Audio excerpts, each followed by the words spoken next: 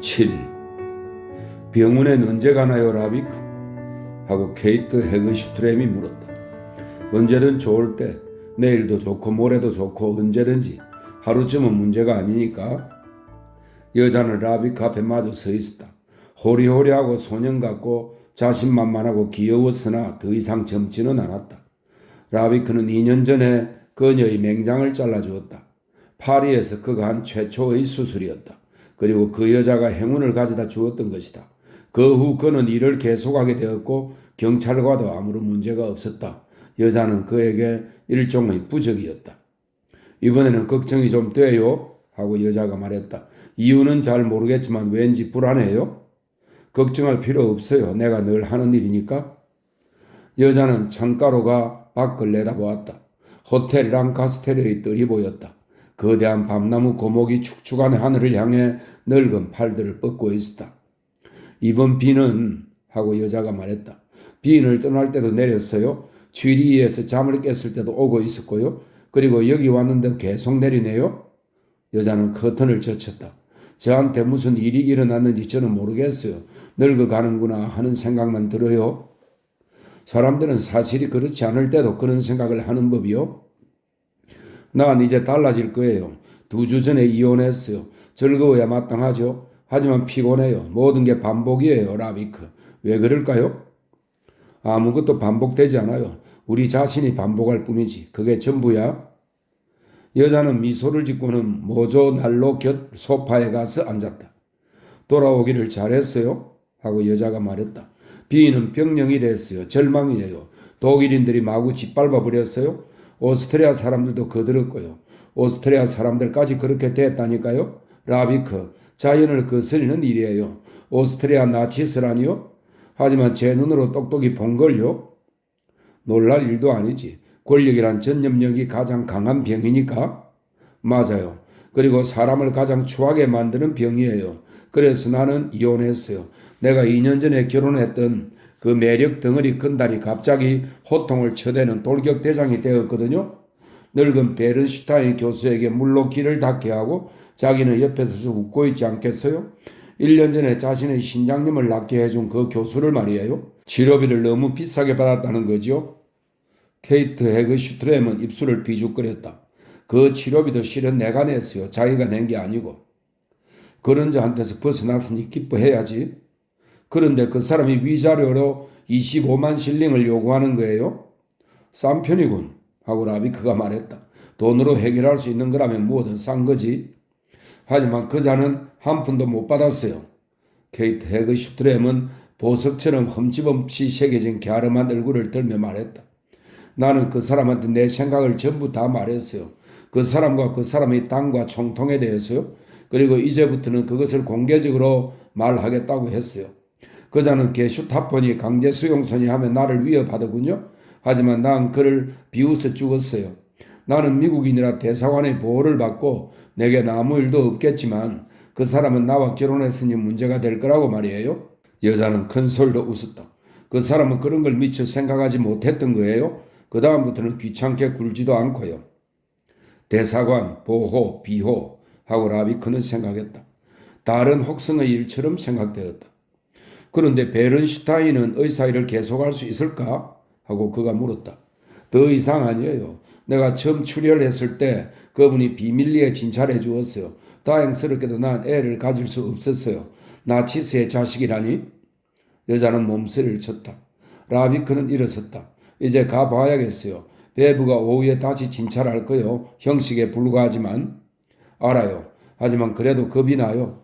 뭘 그래요, 케이트? 처음도 아닌데. 2년 전에 했던 맹장 수술보다 더 간단한 건데. 라비크는 부드럽게 여자의 어깨를 감싸주었다. 당신은 내가 파리로 온 후 처음 수술한 사람이야. 첫사랑 같은 거지? 앞으로도 내가 돌봐줄게요. 당신은 내 마스코트야. 내게 행운을 가져다 주었으니까 당신은 앞으로도 그 역할에 충실해야 해요. 좋아요. 하고 여자는 그를 쳐다보았다. 잘 있어, 게이트. 저녁 8시에 데리러 올게. 잘 가요, 라비크. 난 이제 메인 포쉐로 야해복을 사러 갈 거예요. 이런 노곤한 기분에서 얼른 벗어나고 싶어요. 거미줄에 걸려있는 느낌이에요. 그 비는. 하고 여자는 쓰디쓴 미소를 지었다. 정말이지 꿈의 도시예요. 라비크는 엘리베이터를 타고 내려왔고 홀을 가로질러 바를 지나갔다. 미국인 2명이 앉아 있었다. 홀 중앙의 탁자에는 커다란 붉은 글라디올러스 다발이 자리 잡고 있었다. 흐릿한 잿빛 조명 아래 응고된 피색깔처럼 보였다. 다가가서 보니 꽃들이 싱싱하다는 걸 알 수 있었다. 그렇게 보였던 것은 밖으로부터 들어온 광선 때문이었다. 앙테르나셔널 3층은 손님들로 북적거렸다. 여러 방들이 열려 있었고 여자애들과 웨이터들이 이리저리 뛰어다녔다. 여주인은 복도에서 그들을 지휘했다. 계단을 올라온 라비크가 물었다. 무슨 일이죠? 여주인은 억센 여자로 가슴이 풍만했고 머리는 작았으며 곱슬머리는 짧고 검었다. 스페인 손님들이 가버렸어요 하고 여주인이 말했다. 그건 나도 알아요. 그런데 왜 이렇게 늦은 밤에 방을 치우는 거죠? 내일 아침에 필요해서요. 독일에서 피난민이라도 새로 오는 거요? 아니요, 스페인 손님들입니다. 스페인 손님? 라비크는 순간 여주인의 말을 알아듣지 못하고 되물었다. 뭐라고요? 그들은 떠나지 않았나요? 여주인은 검고 빛나는 눈으로 그를 쳐다보고는 미소를 지었다. 이런 것도 모르나요? 하는 빈정거림이 섞인 미소였다. 다른 사람들이 돌아오는 거지요? 하고 여주인이 말했다. 다른 사람들이라니요? 떠난 사람들이 반대파지요. 언제나 그런 식이에요? 여주인은 청소하고 있는 여자에게 몇 마디 소리를 질렀다. 그러고는 은근히 자랑하는 투로 말했다. 이곳은 오래된 호텔이거든요. 손님들은 기꺼이 돌아오고 싶어 해요. 이전에 묵었던 방이 비기를 벌써부터 기다리는 거죠? 벌써부터 기다린다고요? 라비크는 이상해서 되물었다. 누가 벌써부터 기다린단 말이요?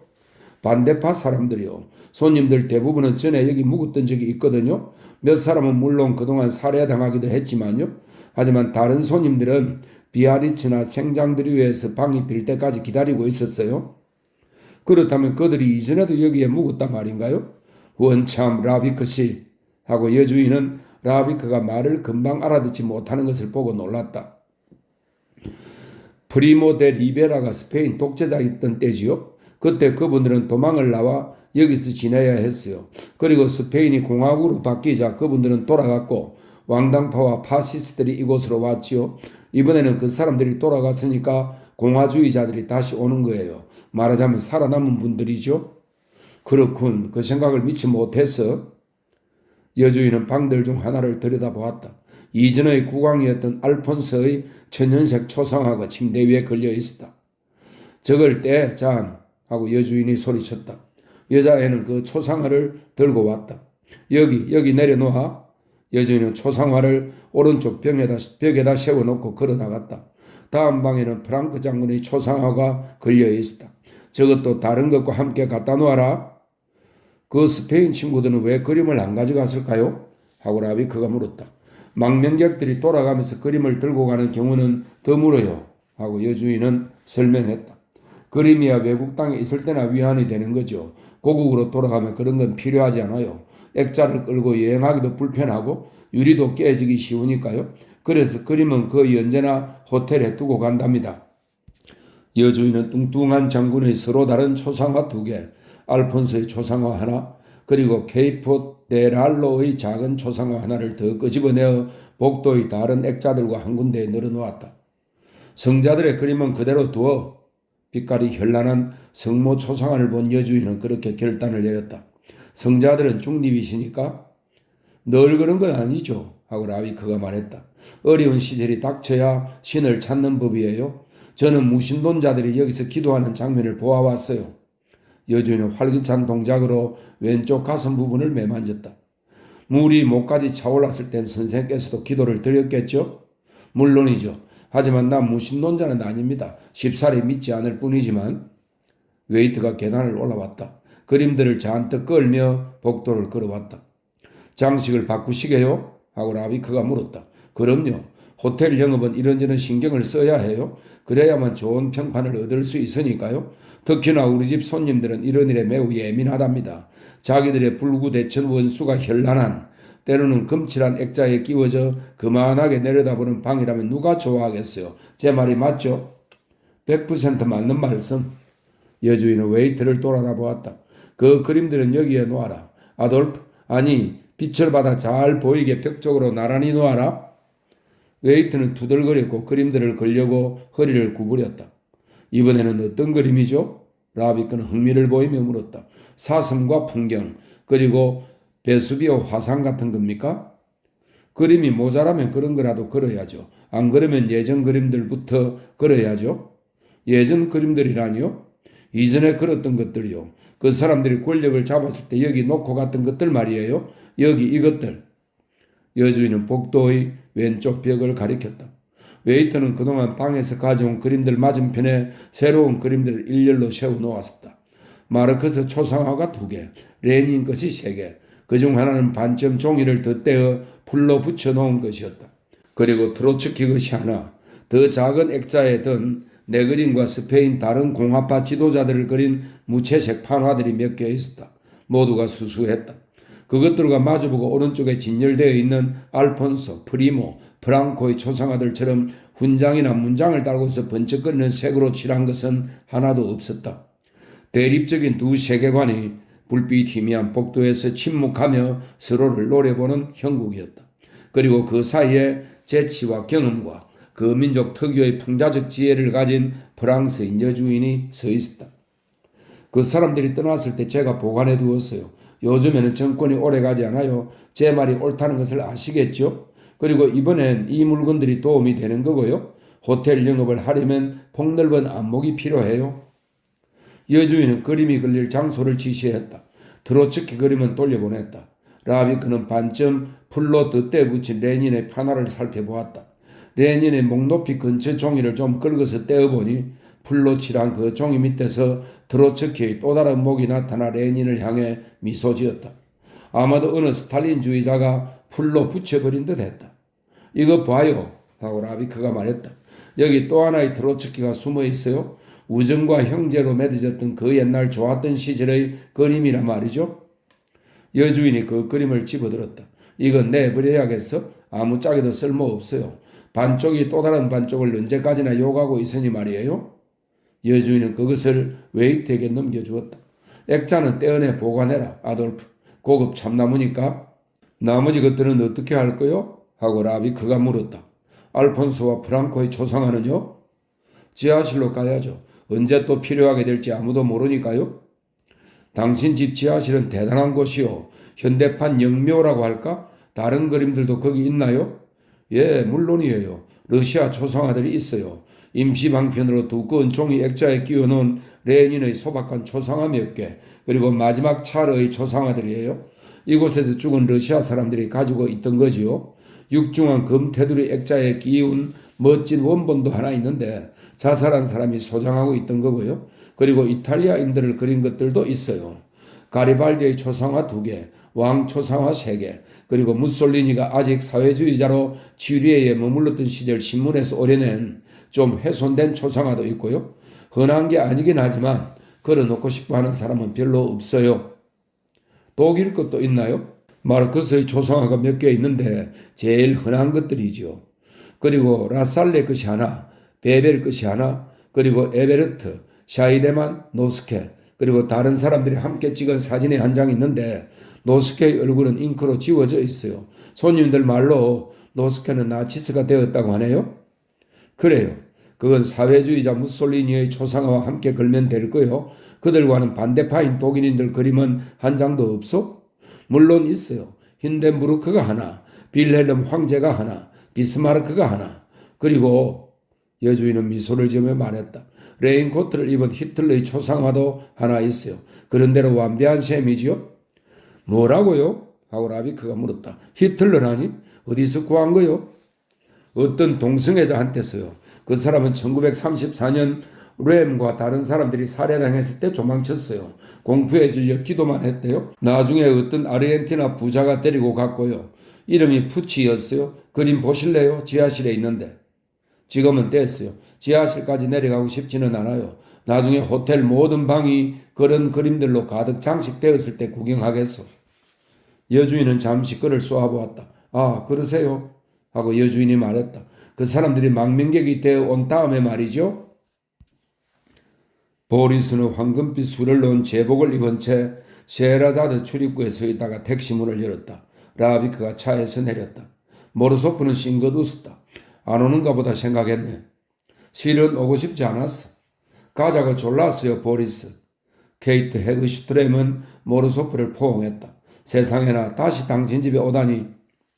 당신에겐 러시아 사람의 혼이 있어요, 카차. 그런데 어쩌다 보스턴 같은 데서 태어나야만 했을까? 자, 라비크 어서 들어오게. 모로소프는 출입문을 활짝 열었다. 인간들이란 뜻은 크지만 실천은 미약한 법이야. 거기에 우리 불행이 있고 우리 매력도 있는 거지. 세라자드는 카프카스의 천막처럼 장식되어 있었다. 종업원들은 러시아인들로 붉은색 체르케스 제복을 입고 있었다. 이 체르케스는 카프카스 지방에 사는 한 종족입니다. 체르케스 제복을 입고 있었다.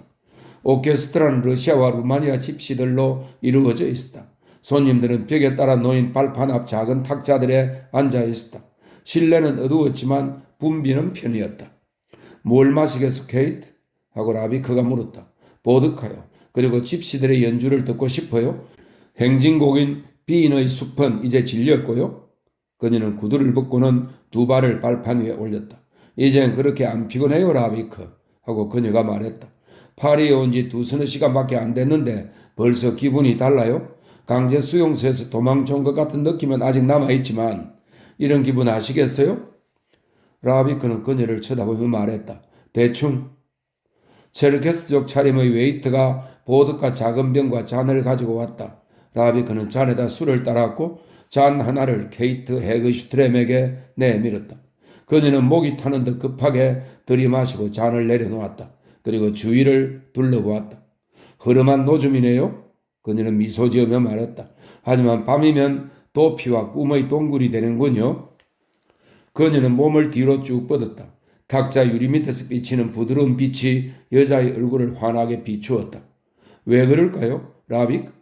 밤이면 모든 게 알록달록해져요. 아무것도 어렵게 보이지 않고 무엇이든 할 수 있다는 기분이 들어요. 그리고 이룰 수 없는 건 꿈이 채워지고 도대체 왜 이러는 거죠? 그는 미소를 지었다. 우리가 꿈을 꾸는 건 꿈 없이는 진실을 견딜 수 없기 때문이지. 오케스트라가 악기를 조율하기 시작했다. 바이올린의 제5현 소리와 급한 연속음이 떨리기 시작했다. 당신은 꿈을 꾸면서 자신을 기만하는 것처럼 보이지는 않아요. 하고 케이트가 말했다. 사람들은 진실을 가지고 자신을 속일 수도 있어요. 그 편이 더 위험한 꿈일지도 모르지. 오케스트라가 연주를 시작했다. 처음엔 심벌저 소리뿐이었다. 천으로 감상, 부드러운 해머가 어스름 속에서 나직하고 거의 들리지 않는 선율을 끌어내었고 갑자기 부드러운 글리산드로 치솟게 했으며 잠시 머뭇거리다 그것을 바이올린에게 넘겨주었다. 집시가 댄스홀을 천천히 가로질러 탁자 쪽으로 다가왔다. 그러고는 바이올린을 어깨에 올린 채 미소를 지으며 서 있었다. 넉살 좋은 눈빛, 탐욕스러우면서도 멍한 표정이었다. 바이올린이 없었더라면 가축 상인처럼 보였을 것이다. 그런데 바이올린을 들고 있으니 더 넓은 초원, 광대한 저녁, 지평선, 그리고 결코 현실이 아니었던 모든 것을 불러오는 전령이 되어버린 것이다. 케이트 헤그슈트렘은 그 선율을 마치 4월의 샘물인 양 피부로 느꼈다. 그녀의 몸은 갑자기 메아리로 가득 찼다. 그러나 그녀를 향해 소리치는 사람은 아무도 없었다. 멈칫거리며 속삭이는 음성들, 하늘거리는 아련한 추억, 이따금 금실처럼 번쩍이며 소용돌이 치는 것들. 하지만 거기엔 아무것도 없었다. 아무도 그녀를 향해 소리치지 않았다. 집시는 허리를 굽혔다. 라비크는 탁자 밑으로 그의 손에 지폐 한 장을 쥐어주었다. 케이트 헤그슈트렘이 그녀의 구석자리에서 몸을 움직거렸다. 한 번이라도 행복한 적이 있었소, 라비크? 가끔? 그 말이 아니에요. 정말 행복했던 적이 있었나요? 숨이 막히고 정신을 잃을 정도로 자기가 가진 모든 것을 걸고서. 라비크는 자기 앞의 감동에 찬 갸름한 얼굴을 바라보았다. 그것은 행복에 대한 단 하나의 의미밖에 모르는 얼굴이었다. 모든 행복 중에서 가장 변덕스러운 남녀간의 사랑밖에 모르는, 그 밖의 것은 아무것도 모르는 그런 얼굴이었다. 자주 있었어, 케이트. 하고 그는 말했다. 그러나 그는 전혀 다른 것을 생각했고 그것 또한 행복이 아니라는 것도 알고 있었다. 당신은 내 말을 이해하려 하지 않는군요. 아니면 그런 이야기를 안 하고 싶은 거죠? 그런데 지금 오케스트라에 맞춰 노래하는 여자는 누구예요? 모르겠어. 나도 여기 온 지 오래됐으니까. 여기서는 그 여자가 안 보이네요. 집사들과 함께 있는 건 아닌데요. 어느 탁자에 앉아 있는 것 같은데? 손님이겠지. 여기선 종종 있는 일이니까. 참 이상한 목소리네요. 하고 케이트 헤그슈트렘이 말했다. 슬프면서도 반항적이에요. 노래가 원래 그럴 테지. 아니면 제가 그런 기분이라서 그럴지도. 무슨 노래인지 알겠어요? 야, 바스루빌, 나는 너를 사랑했다. 부식인의 노래지. 러시아 말할 줄 아세요? 모로소프가 가르쳐준 정도만. 대개는 욕설이요. 러시아 말은 욕하기엔 정말 적당하거든. 당신은 자신에 대해서는 말하기 싫어하나 봐요. 그렇죠? 나에 대해서는 생각하기도 싫소. 그녀는 잠시 말문을 닫았다가 말했다. 가끔 이런 생각이 들어요. 이전 생활은 이제 다 지나갔다. 아무 걱정도 없이 기대하는 마음으로 지냈던 것은 이제 옛 이야기다. 라비크는 미소를 지었다. 지나가 버리는 건 아무것도 없어요, 케이트. 인생이란 우리가 숨쉬기를 거치기 전에 그냥 끝내버리기엔 너무도 위대하니까. 그녀는 그의 말에 귀를 기울이지 않았다. 가끔 불안해요. 하고 그녀가 말했다. 갑자기 설명할 수도 없이 불안해져요. 여기서 나가면 바깥 세상이 갑자기 무너져 버릴 것 같은 불안. 당신도 그런 걸 느낀 적 있나요? 그래요, 케이트. 누구나 그럴 거야. 유럽의 병이지. 20년 전부터 생긴. 그녀는 입을 다물었다. 이젠 러시아 노래가 아니네요. 하고 그녀는 음악에 귀를 기울였다. 그렇군. 이탈리아 노래네. 산타루치아 룬타나야. 조명이 바이올린 주자에게서 오케스트라 옆 테이블로 옮겨갔다. 라비크의 눈에 노래를 부르는 여자가 보였다. 조앙마두였다. 한 팔을 꿰고 생각에 잠겨 주위에 아무도 없는 듯 앞을 바라보며 혼자 앉아 있었다. 얼굴은 흰 불빛을 받아 몹시 창백했다. 그가 알고 있는 평범하고 무덤덤한 표정은 어디에도 없었다. 갑작스럽게 사람의 가슴을 일렁이게 하는 절망적인 아름다움이었다. 그는 언젠가 그런 모습을 순간적으로 보았던 기억이 났다. 그 여자 방에서 자던 날 밤이었다. 하지만 그때는 취중해 보이는 부드러운 환상이라고 믿었고 그것은 곧 흐려지며 사라졌던 것이다. 하지만 이제 완벽하게 되살아나 거기 있었다. 더욱 뚜렷하게. 무슨 일이에요, 라빅? 케이트 헤그슈트렘이 물었다. 그는 고개를 돌렸다. 아무것도 아니야. 아는 노래라서 그래? 나폴리의 노래야. 애수에 넘치는. 추억이라도 있어요? 아니, 내게 추억이라고는 없어. 생각지도 않은 거친 말투였다. 케이트 헤그슈트렘은 그를 유심히 쳐다보았다. 가끔씩 나는 당신이 어떤 사람인지 알고 싶을 때가 있어요? 그는 그만두라는 몸짓을 했다. 다른 인간들하고 똑같은 인간이야. 요즘 세상은 본의 아닌 모험가들로 가득해. 어떤 피난민 호텔로 가봐도 그런 친구들이 앉아있어. 누구나 자기 이야기를 하면서 말이지. 알렉산드르 뒤마나 빅토르 위고라면 센세이션을 느낄 이야기들이지. 하지만 우리는 그런 이야기가 나오기도 전에 벌써 하품이 나오거든. 자, 보드카나 한 잔 더 해요, 케이트. 요즘 시절의 커다란 모험은 간단하고 조용한 생활이야. 오케스트라는 블루스를 연주하기 시작했다. 신통찮은 연주였다. 몇몇 손님들이 춤을 추기 시작했다.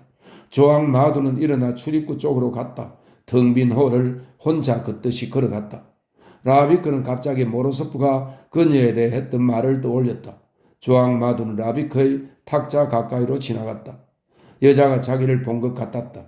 하지만 여자의 눈길은 곧장 그를 넘어 무심히 다른 곳으로 미끄러져 갔다. 여자는 홀을 나가버렸다. 아는 여자예요? 그를 쳐다보던 케이트 헤그슈트렘이 물었다. 아니? 8. 보이나 베버? 라비크가 물었다. 여기 그리고 여기도. 베버는 클립으로 집어넣은 상처 부위 위로 몸을 굽혔다. 그래. 여기 작은 혹들을 보게. 그리고 여기도 종량도 유착도 아니야. 그래 아니군. 라비크는 몸을 일으켰다. 암이네 하고 그가 말했다. 틀림없이 의심할 여지도 없이 암이야. 이건 내가 오랫동안 해온 것들 중에서 가장 저주받은 수술이야. 검경으로 봐도 아무것도 안 보이고 골반 검사에서도 한쪽이 조금 무르고 조금 부었을 뿐이었어. 낭종이나 근종일지도 모르지만 심각한 건 아니겠지 했어. 밑으로부터는 손을 댈 수 없어 절개했는데 갑자기 암을 발견한 거네. 베브는 그를 멍하니 쳐다보았다. 이젠 어떻게 하지? 냉동 절개를 해야 해. 현미경 검사 결과를 확인해 보고 부하송은 아직 실험실에 있나? 물론. 베브는 간호사에게 연구실로 전화하라고 일렀다. 간호사는 소리 나지 않는 고무장화를 신은 채 급히 나갔다. 좀 더 잘라봐야겠어. 자궁을 드러내야겠어. 하고 라비크가 말했다. 다른 짓은 해봤자 소용없어. 제기랄. 환자는 아무것도 몰라. 맥박은 어떤가? 하고 그는 마취 담당 간호사에게 물었다. 정상입니다. 90. 혈압은 120인데요. 좋아. 라비크는 트렌델렌부르크 자세로, 이 트렌델렌부르크는 독일의 외과 학자입니다. 라비크는 트렌델렌부르크 자세로 머리를 낮춘 채 수술대 위에 누워있는 케이트 헤거슈트렘의 몸뚱이를 바라보았다. 미리 알리고 승낙받아야 했어. 여기저기 함부로 절개할 수는 없잖아. 아니면 그렇게 해도 괜찮을까? 법대로 하자면 안 돼. 하지만 이미 시작해버린 걸 어쩌나? 어쩔 수 없었어. 소파 수술을 밑에서부터 할 수는 없었으니까 이건 다른 수술이야. 자궁을 드러내는 건 긁어내는 것과는 좀 달라. 이 여자는 자네를 믿는 것 같은데 라빅? 모르겠어. 아마도. 하지만 승낙했을지는 알 수 없는 게 아닌가? 그는 흰 가운 위에 걸친 고무 치마를 팔꿈치로 바로 고쳤다. 어쨌든 더 계속할지 조사해야겠어. 그런 후 자궁 절제 수술을 할지 말지 정하기로 하지. 외전이 메스. 그는 배꼽까지 절개를 하고 작은 혈관들은 클립으로 쬐어 놓았다. 그리고 더 굵은 혈관들은 이중으로 매듭지어 묶었다. 그러고는 다른 메스로 노란 근막을 절단했다. 그 아래에 붙은 근육은 메스 등을 사용해 분리해 놓았고 복막을 끄집어 올려 젖힌 다음 클립을 물려 놓았다. 버팀대. 간호사는 그것을 이미 들고 있었다. 그녀는 추가 달린 묵직한 사슬을 케이트 헤거슈트렘의 양쪽 다리 사이에다 던져 넣고는 복강의 가장자리를 후크로 고정했다. 가제. 그는 축축하고 따뜻한 가제를 밀어 넣었고 복강을 헤치고서 조심스럽게 집게를 갖다 댔다. 그리고는 위를 쳐다보았다. 여기 좀 보게 베버. 여기도 넓게 굳어 있어. 두껍고 단단한 덩어리야. 큰 집게로도 집을 수가 없어. 너무 넓어. 베브는 라비크가 가리키는 곳을 쳐다보았다. 여기도 좀 보게 하고 라비크는 계속해서 말했다. 이렇게 되면 동맥을 클립으로 쬐어 놓을 수도 없어. 터지고 말 거야. 여기도 번졌군. 희망이 없어. 그는 조심스럽게 한 조각을 좁다랗게 도려냈다. 부하송은 실험실에 있나? 네 하고 간호사가 대답했다. 기다리고 계세요. 좋아, 이걸 넘겨주게. 검사 결과를 기다리기로 하지. 10분 이상은 안 걸릴 거야. 전화하라고 해. 베브가 말했다. 즉시 수술을 중단하고 기다리고 있을 테니. 라비크는 몸을 일으켰다. 맥박은 어때? 95. 혈압은 115. 좋아, 베브. 승낙 없이 수술할지 말지는 생각할 필요도 없을 것 같네. 더 이상 어떻게 할 도리가 없어. 베브는 고개를 끄덕였다. 봉합 하고 라비크가 말했다. 태아를 꺼내기만 하면 그만이네. 봉합해버리고 입을 다물기로 하지. 그는 잠시 선 채 하얀 시트 밑으로 열린 육체를 바라보았다. 눈부신 불빛에 더욱 하얘진 시트는 금방 내린 눈처럼 보였다. 그리고 그 밑엔 상처가 붉은 분화구처럼 입을 벌리고 있었다. 34세의 변덕스럽고 날렵한 피부가 갈색이고 잘 단련된 생의 의지로 가득한 케이트 헤거슈트렘이 그녀의 세포들을 파괴한 안개처럼 눈에 보이지 않는 것에 사로잡혀 죽음의 선고를 받은 것이다. 그는 다시 그녀의 육체 위로 허리를 굽혔다. 해야 할 일이 더 있어. 어린애, 이 망가진 육체 속에서 한 생명이 암중모색하며 아직도 맹목적으로 성장하고 있었다. 그런데 이제 모체와 더불어 죽음의 선고를 받았다. 여전히 개걸스럽게 먹고 빨고 욕심껏 성장하려는 것밖에 모르지만 언젠가는 정원에서 뛰어놀려 하고 무엇인가가 되고자 했다. 엔지니어, 목사, 군인, 살인자, 그리고 인간이 되고 싶어 했다. 살아있으면서 고통받고 행복해지고 스스로를 파괴하고 싶어하는 그 무엇이 되고자 했다. 수술기구는 조심조심 눈에 보이지 않는 벽을 따라가다가 그 어떤 저항에 부딪히자 침착하게 그것을 파괴하고 밖으로 끄집어낸다. 모든 게 끝이다. 그 모든 무의식의 영역은 사라졌다. 살아나지 못한 호흡, 환희와 비탄, 생장과 생성은 끝났다. 죽어버린 그 어떤 것, 창백한 살덩이 조금, 그리고 흐르는 피 조금만 남았다. 부하송한테서 아무 연락도 없나? 아직이요. 곧 올 겁니다. 아직 몇 분은 여유 있어. 라비크는 뒤로 물러나며 말했다. 맥박은 그는 수술 메스 너머로 케이트 헤그슈트렘의 눈을 보았다. 그녀는 그를 응시하고 있었다. 멍한 게 아니라 모든 걸 보고 있고 모든 걸 안다는 눈길이었다. 순간 그는 그녀가 깨어났다는 느낌이 들었다. 그래서 한 발 앞으로 다가갔다가 제자리에 섰다. 그럴 리 없어. 우연이야. 불빛 때문에 그럴 테지. 맥박은 어때? 100이요. 혈압은 112로 떨어졌어요? 시간이 다 됐어. 하고 라비크가 말했다. 부하송은 끝냈을 텐데? 아래층에서 전화 소리가 나직하게 들렸다. 베브는 문 쪽을 쳐다보았다. 라비크는 고개를 들지 않고 그냥 기다렸다. 문 열리는 소리가 들렸고 간호사가 들어왔다. 역시 그렇군 하고 베브가 말했다. 아미네. 라비크는 고개를 끄덕이고는 일을 계속했다. 집게와 클립을 치웠다. 견인기를 풀고 가재를 치웠다. 그 옆에서 외제니가 기구들의 숫자를 세었다. 그는 꿰매기 시작했다. 섬세하게 순서대로 정확하게 온 정신을 집중했다. 아무 생각도 하지 않고. 무덤은 닫혔다. 피부는 맨 위 마지막 표피까지 꿰매졌다. 그는 클립을 풀고 몸을 일으켰다. 다 됐어. 외제니는 발로 크랭크를 돌려 수술대를 다시 수평으로 해놓았고 케이트 헤그슈트렘에게 모포를 씌웠다. 그저께 세라자드에 갔었지 하고 라비크는 생각했다. 당신은 메인보시의 야외복을 입고 행복해했어.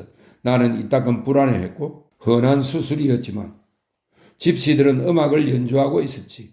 그는 문 위에 걸린 시계를 보았다. 12시 정오. 밖에서는 사무실과 공장문이 열렸고 건장한 사람들이 쏟아져 나왔다. 두 간호사는 수평으로 된 수레를 수술실에서 밀고 나갔다. 라비크는 고무장갑을 벗었고 세면실로 가서 손을 씻기 시작했다. 자네 담배가 하고 옆의 다른 세면대에서 씻고 있던 베브가 말했다. 입술을 태우겠어? 응, 고마워. 그런데 누가 말을 하지, 베브? 자네가 하고 베브는 거리낌 없이 말했다. 왜 절개 수술을 할 수밖에 없었는지 말해줘야 해. 밑에서부터 할 걸로 알고 있을 테니. 하지만 사실대로 말해서는 안 되겠지. 좋은 생각이 떠오를 거야. 하고 베브는 밝게 말했다. 그럴까? 물론 오늘 저녁까지는 아직 시간이 있어. 그러면 자네가 말하는 게 어때? 내 말은 안 믿을걸? 자네가 수술한 걸 알고 있으니 자네한테 듣고 싶어 할 거야? 내가 말해봤자 의심만 살 거고. 알았어. 아주 짧은 시간에 왜 그렇게 나빠졌는지 모르겠어? 그럴 수도 있겠지. 뭐라고 말해야 할지 모르겠어? 좋은 생각이 떠오를 거야, 라비크. 낭종이라든가 근종이라고 둘러대는 거지. 그래, 하고 라비크는 받았다. 낭종이나 근종이라고 말한다 말이지. 밤에 그는 다시 한번 병원에 갔다. 케이트 헤그슈트렘은 자고 있었다. 그녀는 저녁 때 깨어났다 토를 했고 1시간쯤 불안하게 누워있다 다시 잠들었다고 했다. 뭘 물어보던가? 아니요. 볼이 발그스름한 간호사가 말했다.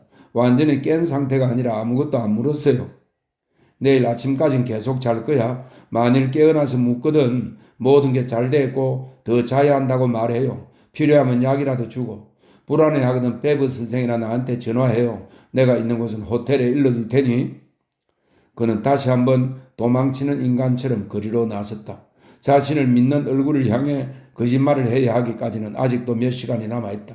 밤이 갑자기 온화해지고 빛나는 듯했다.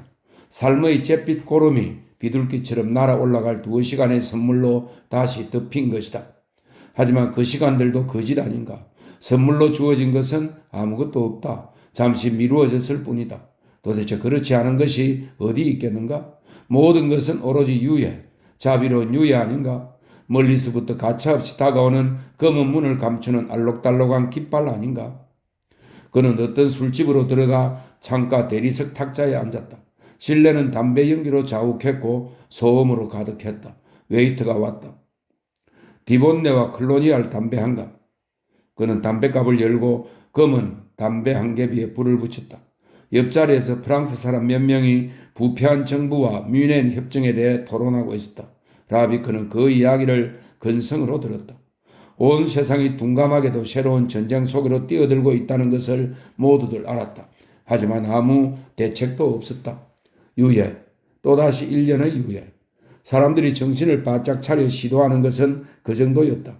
여기서도 또다시 미루기만 하는 것이다. 여전히. 그는 뒤본내 잔을 비웠다. 달짝지근한 아페리티프의 어렴풋한 향내가 입속에 퍼졌다. 김 빠지고 역겨운 맛이었다. 어쩌자고 이런 걸 주문했던가? 그는 웨이터에게 손짓했다.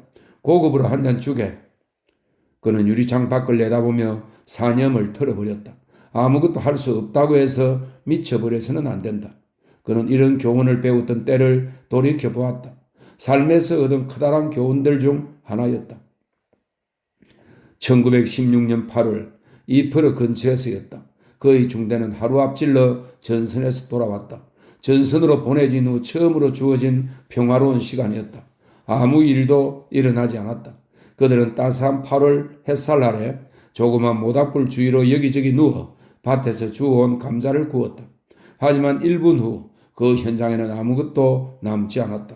갑자기 폭격이 시작되었고 포탄 하나가 모닥불 한가운데로 떨어졌던 것이다. 정신을 차리고 보니 자신은 긁힌 곳 하나 없이 멀쩡했지만 전우 중 둘이 죽어 있었다. 그리고 조금 떨어진 곳에 오랜 친구인 파울 메스만이 그런 말을 시작할 때부터 알았고 함께 놀았으며 같이 학교에 다녔던 단짝이 쓰러져 있었다.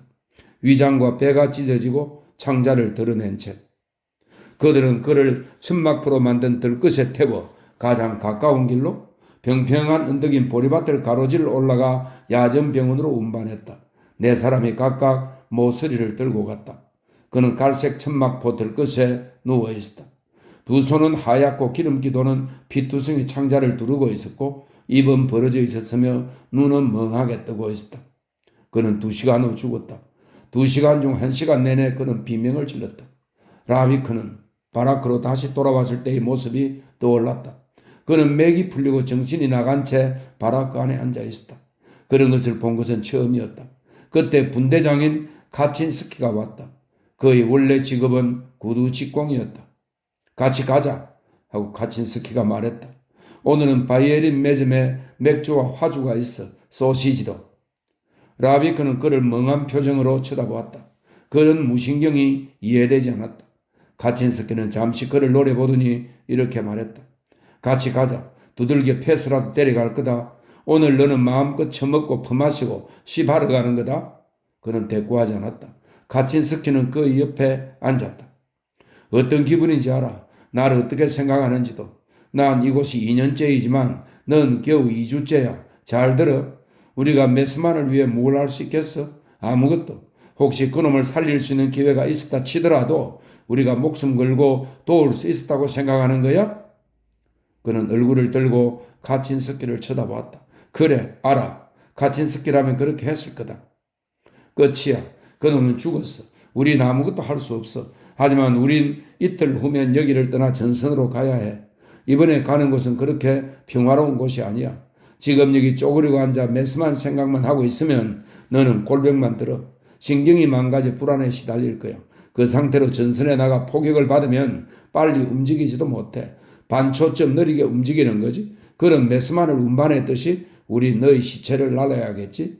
그게 누구한테 도움이 된단 말이야? 메스만을 위해서라고? 천만에. 그럼 다른 놈을 위해서라고? 아니, 너만 쓰러지고 마라. 그게 전부야. 이제 알겠어? 알겠어. 하지만 난 할 수 없어. 입 닥쳐. 넌 할 수 있어. 다른 놈들도 다 했잖아. 너가 처음 당하는 건 아니라고. 그날 밤 후부터는 사정이 나아졌다. 그와 함께 나가서 최초의 교훈을 배웠다. 가능할 때는 도와주어라. 그럴 때 무엇이든 해라. 하지만 더 이상 도리가 없게 되면 잊어버리라. 그리고 돌아서라. 마음을 단단히 먹어라. 동정이란 평온한 시대에나 필요한 것이다. 마음이 위태로울 땐 할 짓이 아니다. 죽은 자는 묻어주고 삶은 실컷 즐겨라. 너희 삶은 아직도 살아갈 가치가 있다. 슬퍼하는 것과 눈앞 현실은 별개다. 현실을 보고 인정했다고 해서 덜 슬퍼하는 것도 아니다. 그렇게 해야만 살아남을 수 있는 것이다. 라비크는 코냑을 들이켰다. 옆 탁자 프랑스 사람들은 여전히 정부 이야기를 하고 있다. 프랑스의 실패, 영국, 이탈리아, 체인벌린에 대해 이런 말 저런 말이 오고 간다. 유일하게 행동을 개시한 것은 상대편이다. 상대편이 더 강하지는 않았지만 더 단호했다. 그들이 더 용감한 건 아니었지만 이쪽이 싸우려 하지 않는다는 것을 눈치챘다. 자꾸 미루기만 해서 어쩌다 말인가? 그동안 군비를 확충하고 따라잡아 다시 한번 일어서자는 것인가? 하지만 상대편이 계속 무장을 해나가고 있는 것을 보면서도 아무 행동도 없이 기다리고만 있지 않은가? 해마들 이야기가 나온다. 해마 몇백 마리가 해변에서 우글거린다. 사냥꾼이 그 속으로 들어가 몽둥이로 한 마리씩 때려잡는다. 힘을 합치면 그런 사냥꾼 하나쯤 쉽게 눌러 죽일 수 있다. 하지만 그놈들은 누워있기만 하고 사냥꾼이 다가와 죽이는 걸 뻔히 보면서도 꼼짝도 하지 않는다. 사냥꾼은 그저 옆에 있는 해마를 죽일 뿐이다. 한 마리씩 차례대로. 유럽이 바로 해마들의 꼴 아닌가? 문명의 일몰, 지쳐버리고 형체도 없는 신들의 황혼, 인권이라는 공허한 깃발들, 유럽 대륙의 염가 대매출, 닥쳐오는 대홍수, 최후의 가격을 둘러싼 장사치들의 흥정, 화산 위에서 여전히 펼쳐지고 있는 비탄의 춤, 민족들은 또다시 도살장으로 천천히 끌려간다. 양이 희생을 당하더라도 벼룩들은 살 수 있을 것이다. 언제나 그랬듯이. 라비크는 담배를 비벼 껐다. 주위를 살펴보았다. 이 모든 것이 도대체 어떻게 되었다 말인가? 저녁이란 앞서오는 비둘기, 순한 잿빛 비둘기 같지 않았던가? 죽은 자는 파묻고 삶을 즐겨라. 시간은 짧다. 견디는 게 전부다. 언젠가는 다시 쓰일 때가 있을 것이다. 그때를 위해 건강을 지키고 대비해야 한다. 그는 손짓으로 웨이트를 불러 계산을 했다. 그가 들어섰을 때 세라자드의 실내는 어두웠다. 집시들은 연주를 하고 있었고 스포트라이트 불빛만 오케스트라 바로 옆 조항 마두가 앉아있는 탁자를 환하게 비추었다. 라비크는 입구에서 멈추어 섰다. 웨이트 하나가 다가와 탁자를 바로 잡아주었다. 하지만 라비크는 선체로 조항 마두를 쳐다보았다. 보드카를 가져올까요? 하고 웨이트가 물었다. 그래, 병째로 부탁하네. 라비크는 자리에 앉았다. 보드카를 잔에 따라 얼른 들이켰다. 밖에서 생각했던 여러 생각들을 털어버리고 싶었다. 과거라는 찌푸린 상과 죽음이라는 찌푸린 상, 포탄에 찢긴 배와 암이 좀먹은 배. 그는 이틀 전 케이트 헤거슈트렘과 함께 앉았던 탁자에 앉아있다는 것을 알았다. 옆 탁자는 비었다. 하지만 자리를 옮기지는 않았다. 여기에 앉아있던 그 옆 탁자에 앉던 무슨 상관이라 말인가. 그래봤자 케이트 헤거슈트렘에겐 아무 도움도 안 된다. 베브가 전에 뭐라고 말했더라? 수술이 절망적이라고 해서 왜 그렇게 흥분하는가? 할 수 있는 만큼 하고 집으로 가는 거다. 안 그러면 어떻게 하겠다는 건가? 그래, 어떻게 하겠다는 건가? 오케스트라 쪽에서 조항 마도의 목소리가 들려왔다. 케이트 헤거슈트렘이 말했던 대로 사람의 감정을 흥분시키는 목소리였다. 그는 맑은 독주가 들어있는 병을 집어들었다. 무력한 두 손 아래서 색채는 퇴색하고 인생은 잿빛이 되어버리는 그런 순간들 중 하나. 신비로운 썰물, 호흡과 호흡 사이에서의 소리 없는 멈춤, 천천히 심장을 갉아먹으며 다가오는 시간. 오케스트라 옆의 목소리는 산타루치아 룬타나를 불렀다.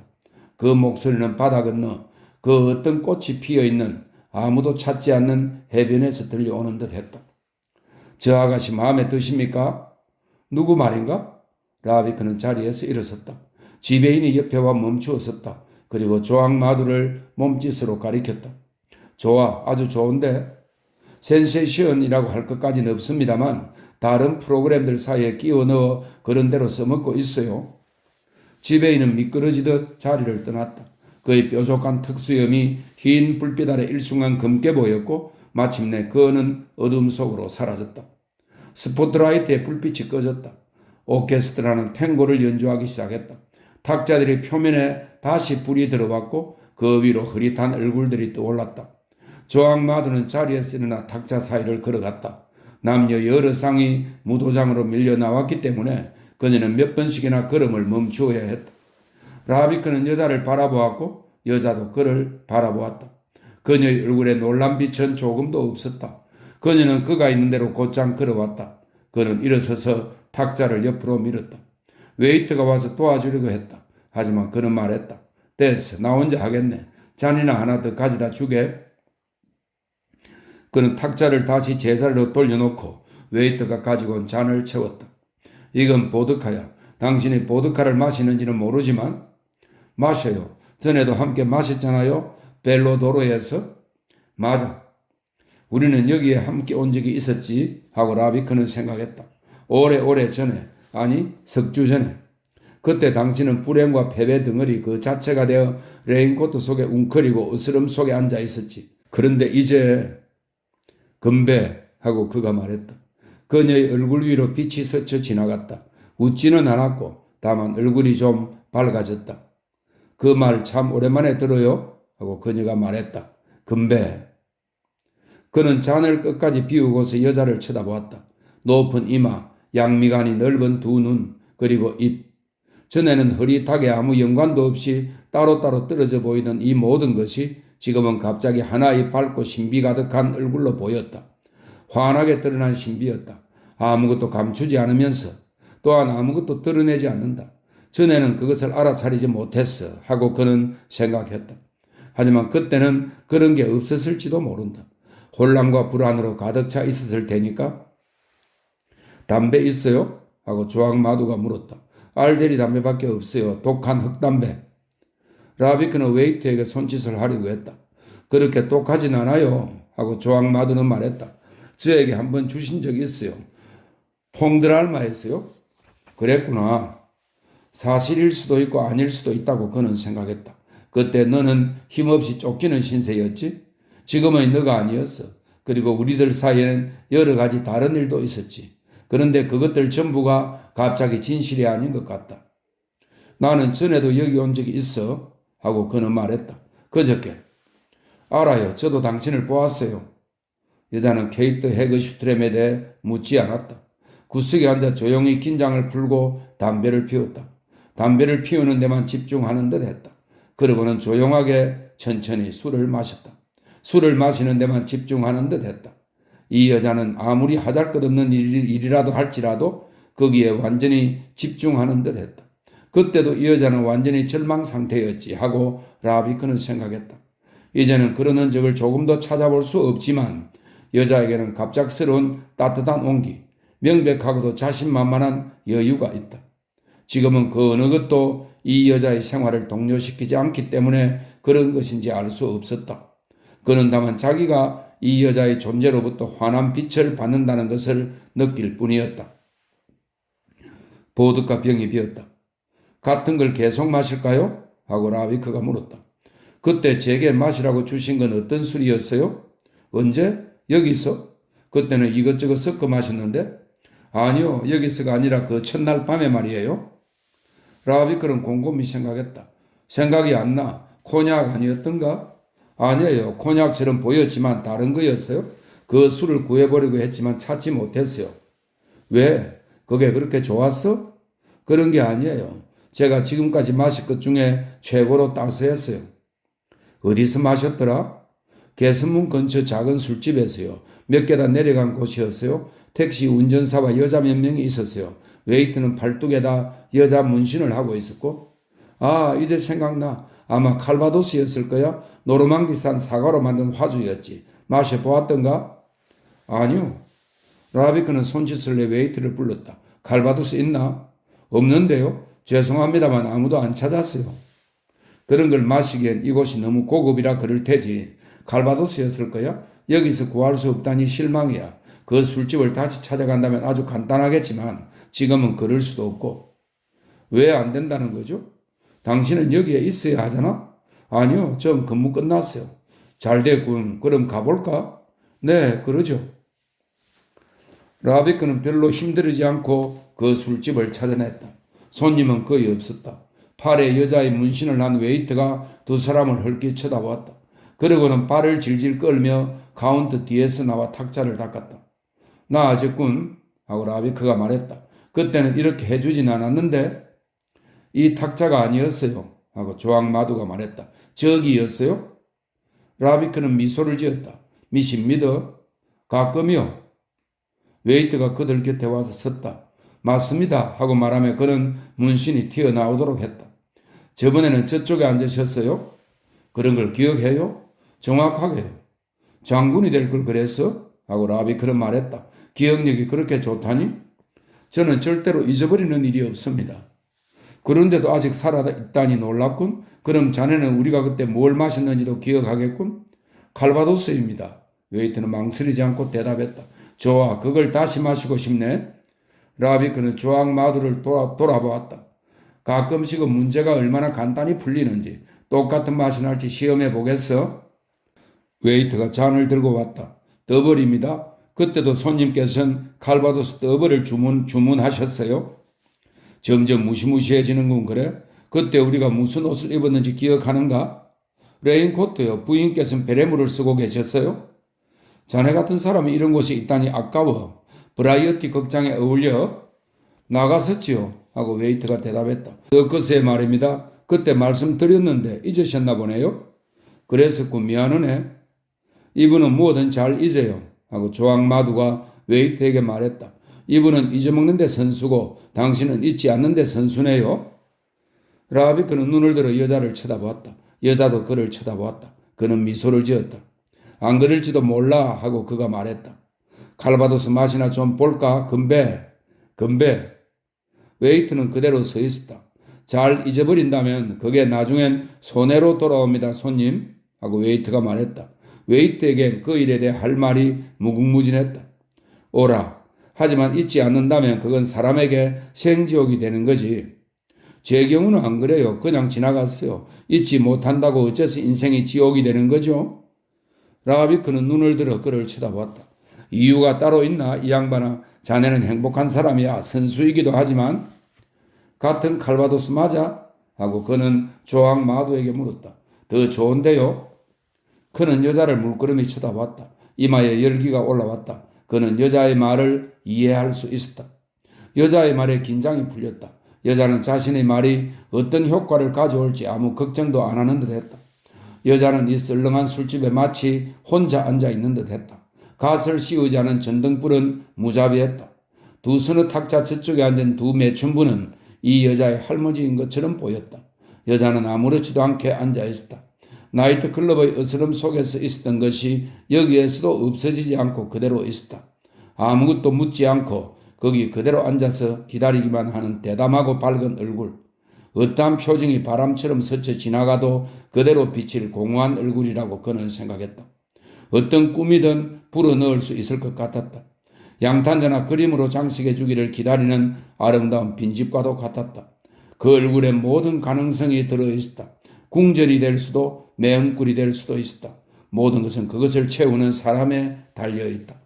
이것에 비하면 이미 잔뜩 채워져 있고 하나의 가면을 가진 모든 것들은 얼마나 제한적으로 보이는가.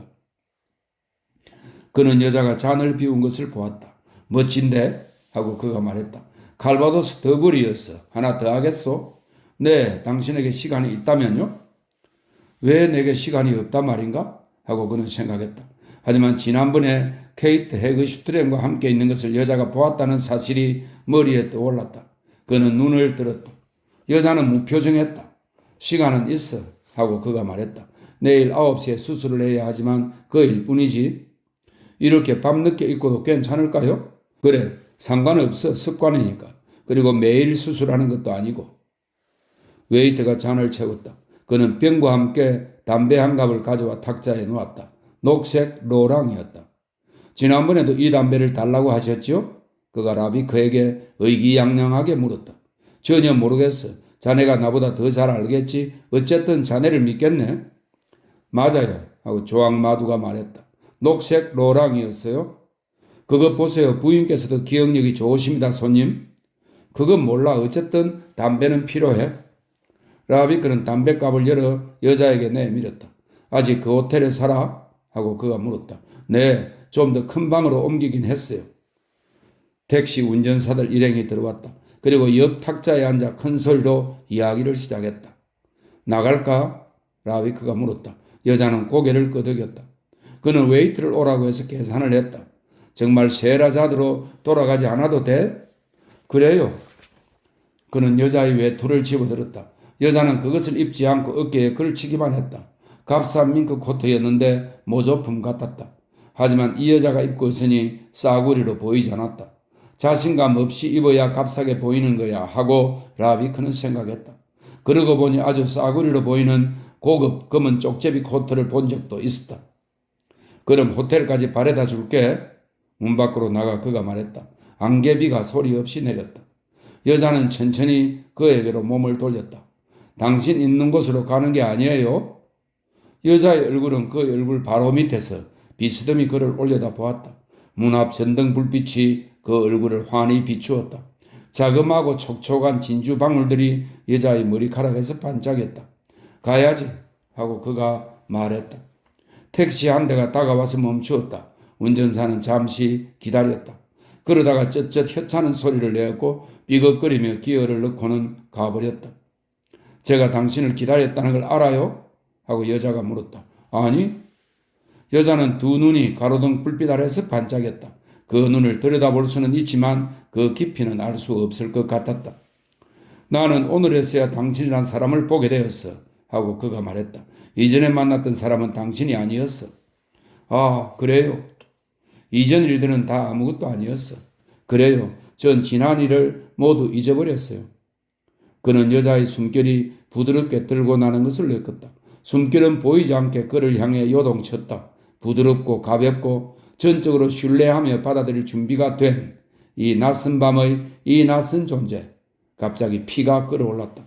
다가오고 다가오는 그것은 피 이상의 것, 바로 생명이었다. 천번이나 저주받고 또 환영받았으며 때로는 잃어버렸다가 다시 찾기도 했던 생명.